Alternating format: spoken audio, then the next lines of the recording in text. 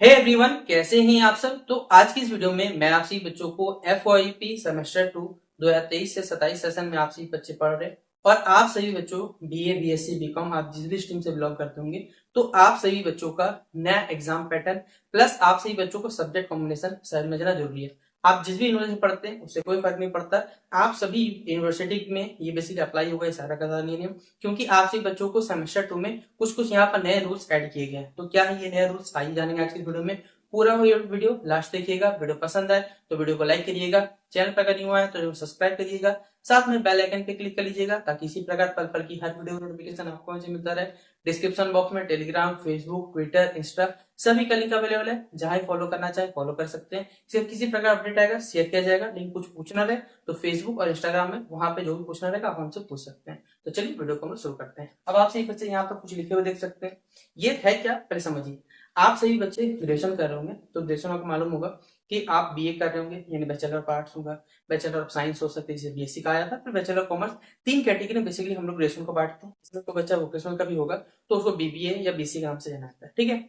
जैसा कि आप सभी बच्चे क्लास 10 के बाद आपको मालूम होगा कि आपको 3 बार बोला जाता है कि भाई आप या तो साइंस लोगे या आर्ट्स लोगे या कॉमर्स लोगे। तो आपकी इच्छा से आपने जो भी सेव रखा होगा, साइंस का रखा होगा तो आप साइंस स्ट्रीम से बिलोंग करते होंगे। तो अभी आप कर रहे होंगे तो भाई या तो बीएससी कर सकते हो, बीए भी कर सकते हो, बीकॉम भी कर सकते हो। तो फिलहाल करेंटली आप जिस भी में हो, चाहे बीए कर रहे हो, बीएससी कर रहे हो, बीकॉम कर रहे हो, यानी आप जिस भी ऑनर्स से बिलोंग करते हो उससे कोई फर्क नहीं पड़ता। ये सभी के लिए एप्लीकेबल है। समझ, हम लोग ग्रेजुएशन में देखिए क्या करते हैं, सब्जेक्ट को बेसिकली 4 भाग में बांटते हैं। मोस्टली 4 भाग बांटा जाता है। एक और भाग होता है वो लास्ट में बताता हूँ क्या है। पहला कॉमर्स। तो भाई कॉमर्स में कोई भेदभाव नहीं है, कॉमर्स में सिर्फ एक ही है, कॉमर्स कॉमर्स है। अगला हमारे पास नेचुरल साइंस, जिसमें क्या क्या आते हैं, botany, chemistry, physics, math, geology, statics, zoology. ये टोटल हमारे पास जितने सब्जेक्ट दिख रहे हैं ना, ये सब के सब नेचुरल साइंस में काउंट होता है। सर बोले स्टैटिक्स कहां से आ गया? भाई स्टैटिक्स जो होता है वो मैथ का पार्ट होता है और मैथ बेसिक नेचुरल साइंस में काउंट होता है। तो कोई बच्चा अगर स्टैटिक्स से कह सकते हैं मेजर कर रहा है तो वो हमारे पास नेचुरल साइंस में काउंट होगा। इसके अलावा सोशल साइंस में क्या काउंट होता है, anthropology, economics, history, political science, geography, psychology और सोशियोलॉजी। ये सारे के सारे जो सब्जेक्ट्स हैं ये किस में काउंट होते हैं हमारे पास, तो ये सोशल साइंस में काउंट होते हैं। फिर चौथा जो कैटेगरी है वो ह्यूमैनिटीज का हमारे, जिसमें जो लैंग्वेज पेपर जैसे Bengali honours, Hindi, English, philosophy, Sanskrit, Urdu, इसके अलावा अगर आपकी यूनिवर्सिटी जो भी लैंग्वेज पेपर चलता होगा अगर वो आपके स्टेट का लैंग्वेज, देखिए ये सब जो लैंग्वेज है हमारे पास, इंग्लिश हो गया, हिंदी, ये ऑल ओवर द इंडिया लगभग चलने वाले हैं। लेकिन किसी स्टेट में जो लैंग्वेज चलता है जैसे खोट्टा हो गया, कुरमाली हो गया, ये सब या फिर नागपुर भी चलता होगा तो वो टीआरएल में काउंट होता है। वो एक अलग पेपर बन जाता है जो कि अगला सेक्शन हमारा होता है, ठीक है। तो हम लोग क्या करते हैं, डिसिप्लिन को बेसिक ग्रेजुएशन में 5 कैटेगरी बांटते हैं। अब बोलिए सर इससे हमें क्या समझाना चाहते हैं। भाई आप सही बच्चों ने सेमेस्टर 1 में माइनर पेपर तो पढ़ा ही होगा। बोले हाँ सर हमने पढ़ा हुआ है। तो बस भाई इसी में समझिए क्या है, आप सभी बच्चों का जो माइनर पेपर है वो माइनर पेपर का सिलेक्शन प्रोसेस पहले क्या है, आप अपनी ही स्ट्रीम से यानी अपने ही डिसिप्लिन से पेपर का सिलेक्शन करेंगे। पहला बात, यानी अगर आप नेचुरल साइंस में से कोई भी अगर मेजर पेपर है आप इसी में से कोई पेपर सिलेक्शन करेंगे। सोशल साइंस के तो सेम, इसी तरह ह्यूमैनिटीज के तो सेम इसी तरह रूल फॉलो होगा। माइनर पेपर के लिए कॉमर्स वाला को कोई दिक्कत नहीं भाई, कॉमर्स वाला का जो था वही पढ़ना है। बोले चलिए ठीक है सर माइनर पेपर समझ गए। आपको मालूम होना चाहिए कि हमारे यहाँ पर माइनर पेपर जो रिपीट होता है सेमेस्टर 1 वाला 3 में, 3 वाला 5 में, फिर सेमेस्टर 2 वाला 4 में, 4 वाला किस में रिपीट होता है, 6 में। इस प्रकार से आप सभी बच्चों का माइनर पेपर चेंज होता है। आप सभी बच्चों के जो भी कह सकते हैं बड़े सीनियर होंगे, भाई बहन दीदी भाभी जो भी ग्रेजुएशन करते होंगे, जब उन्होंने ग्रेजुएशन किया होगा तो आप उनसे पूछ सकते हैं कि उनके टाइम पे एक पेपर होता था जिसका नाम था जेनिक पेपर। जेनिक पेपर मतलब जैसे कि आप सही बच्चे, आपको मान के चलते हैं कि आप मैथ्स ऑनर्स के, आप बोलिएगा सर मेरा जेनिक पेपर फिजिक्स था, भाई मुझे नहीं करना है मैथ्स से फिजिक्स करना, फिजिक्स से पीजी करना चाहता हूँ, भाई कर सकते हो। तो एक अल्टरनेट पेपर रहता था जिससे आप सही बच्चे अगर पीजी करना चाहें या कोई भी अगर आपका डिग्री का डिमांड रहता है तो उसमें ही काम देता है। जैसे कि झारखंड बेसिकली देखिए जब मुद्दा कब उठता है माइनर पेपर का, ऐसे लगभग 2 साल पहले, जिसमें माइनर पेपर नाम था जेनिक पेपर। एक सब्जेक्ट कॉम्बिनेशन मांगा है। सब्जेक्ट कॉम्बिनेशन मतलब आप उस सब्जेक्ट से अगर बोला जाएगा कि आप सही बच्चों को क्या रोटी बनाने आता है, तो बोले भाई नहीं रोटी बनाने आता है। कोई बोल देगा भाई क्या आपको सब्जी बनाने आता है, भाई आ भी सकता है नहीं भी आ सकता है। तो बस इसी चीज का देखिए, जिसको खाना बनाने आएगा तो या तो भाई थोड़ा सा आ सकता है, पूरा आ सकता है। लेकिन हमारे पास ग्रेजुएशन में क्या रहता है, या तो कोई वैकेंसी निकलता है उसमें बोला जाता है कि अगर आप जिस भी फील्ड में अच्छे यानी आप कुछ भी अच्छा काम कर रहे हो, मतलब कोई भी स्ट्रीम से बिलोंग करते हो, उसके साथ अगर किसी और सब्जेक्ट में अगर आपका कॉम्बिनेशन अच्छा है तो बस आपको क्या है उसके लिए कह सकते हैं एलिजिबल माना जाता है कि आप उसके अप्लाई कर सकते हैं। लेकिन इसके लिए कंडीशन क्या है, आप जिस स्ट्रीम से बिलोंग करते हैं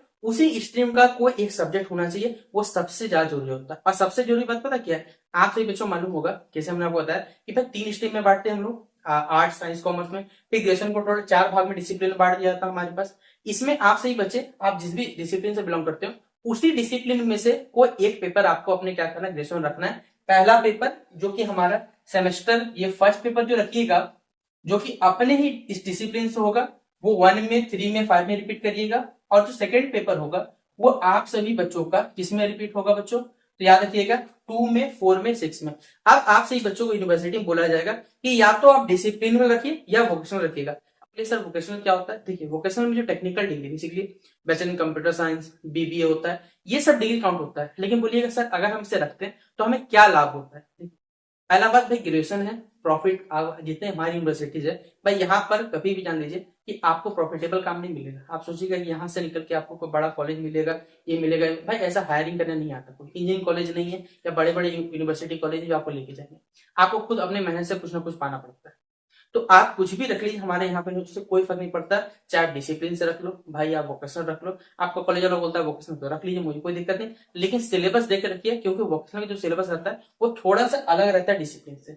इसलिए उस सब्जेक्ट को देख के पहले सिलेबस में लाइएगा, उसके हिसाब से अपना पेपर रखिएगा। तो आशा करूंगा कि सबसे पहले आप सही बच्चों को ये जो माइनर पेपर का सिलेक्शन है वो कंप्लीट क्लियर हो गया होगा। अब आप सही बच्चे सुनिए, मैंने आपसे बच्चों को बोला कि भाई एग्जामिनेशन के नए रूल्स, और साथ ही साथ आपसे बच्चों का जो एग्जाम है उसका भी नया पैटर्न होने वाला। क्यों नया पैटर्न होने वाला, क्योंकि आप सही बच्चों ने देखिए, आपने मेजर पेपर 1 पढ़ा था, इस बार मेजर पेपर 2, मेजर पेपर 3 है, माइनर पेपर है, एमडीसी पेपर है, एसी पेपर है आप सही बच्चों का, और इस बार आपका वीएससी पेपर नहीं है, इस बार आपका सेक पेपर है। ठीक है, यानी इस बार ऑन एंड हो रहा है आपका एक पेपर हट रहा है जिसका नाम है मेजर पेपर 3। जो भी बच्चे साइंस स्ट्रीम से बिलोंग करते हैं, ये जो मेजर पेपर होगा याद रखिएगा ये आपका प्रैक्टिकल होगा। और प्रैक्टिकल भाई अपने अपने कॉलेज से, आपके जो सीनियर सेशन है उनसे एक बार पता कर लीजिएगा, क्योंकि प्रैक्टिकल का जो गाइडलाइंस रहता है वो अलग ही रहता है, वो कॉलेज पे डिपेंड करता है। तो ये जो पेपर 100 नंबर का होगा ये कॉलेज में डिसाइड करेगा। इसलिए ये एक नया पैटर्न है, जो भी बच्चे फॉलो करते हैं भाई साइंस स्ट्रीम के, वो अच्छे से ध्यान रखिएगा। प्लस आप सही बच्चों, ये जो सेक पेपर है, ये सेक पेपर भी देखिए, हर यूनिवर्सिटी सेक पेपर को देखिए रूल चेंज कर रहा है। क्यों, क्योंकि हर यूनिवर्सिटी बोल रहा है, कुछ यूनिवर्सिटी बोल रहे हैं हमारे यहाँ पर कि भाई आप सेमेस्टर 1, 2, 3 सेक पेपर सेम ही रखोगे। इसके अलावा कुछ भी बोलता है कि भाई सेक पेपर आप 1 रख लो, कोई दूसरा पेपर है, कोई तीसरा। तो इसलिए हर पेपर का सेक पेपर का जो पैटर्न होता है वो अलग हो सकता है, या तो एमसीक्यू यानी ऑब्जेक्टिव बेस्ड हो सकता है या सब्जेक्टिव बेस्ड। तो कमेंट बॉक्स में बता सकते हैं आप सही बच्चों, जो भी यूनिवर्सिटी है उसमें क्या एमसीक्यू चल रहा है या फिर सब्जेक्टिव बेस्ड क्वेश्चन आने वाला है। ये सारा आप लोग कमेंट बॉक्स में आपके जो भी विचार रखते हैं बता सकते हैं। तो इस प्रकार आप सही बच्चे अपने जो सब्जेक्ट सिलेक्शन वो किस प्रकार करिएगा, ये मैं आशा करता हूँ आप सभी बच्चों समझ में आ गया हो। अगर ये वीडियो आपको लगा हो कि आपके लिए भी अच्छा बनाया है आपके लिए, अब ये वीडियो आपके लिए फायदेमंद है, तो आप वीडियो को बस लाइक और शेयर कर दीजिएगा। मिलते हैं नेक्स्ट वीडियो पे, तब तक के लिए जय हिंद और जय भारत।